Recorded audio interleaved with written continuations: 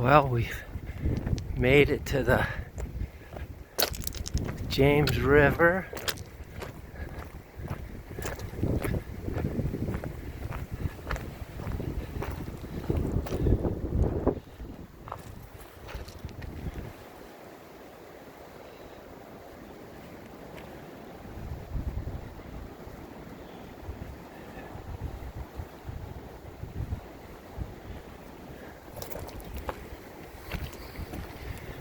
And Intune said this is the longest footbridge on the whole AT.